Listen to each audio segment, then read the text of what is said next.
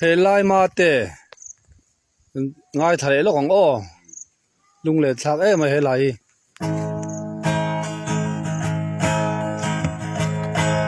in ka fil tiam lo kan tang ram moi chu sing mit nge in mu ve la ka ti ile kusulu par moi din vulna ifan ngai lo ram lung chim ten ka fan tui nang che tiam ten di la itun le zua mangai na fang chua an nial ngam don em ni sikul chon chua an va ko pui mo ve turin elai ma de lo zin vero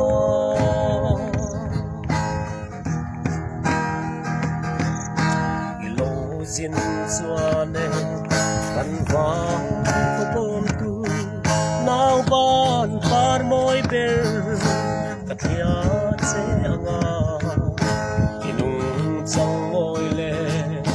i bel that van ya kachian hlui te pon an en du don em che asin thiam ten dil la i chun le zo mangai na fang suang an hial ngam don em ni sikul chal hun chuan kan vang ka pui mo ve turin helai ma te lo zin vero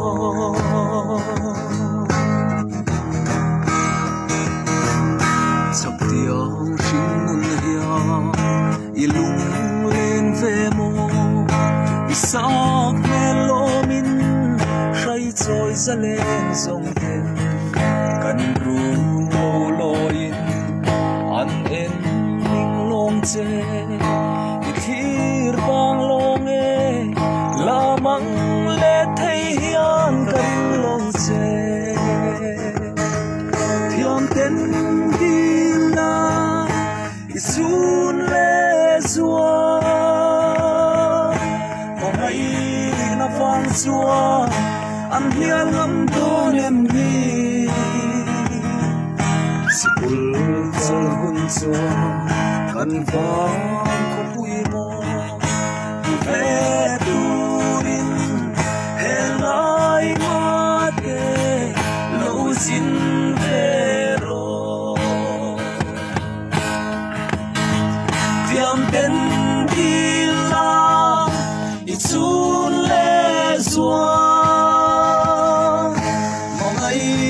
na vang chua an hial ngam don em ni sikul chal hun chua kan vang ko pui mo ve turin helai ma te lo zin vero helai ma te lo zin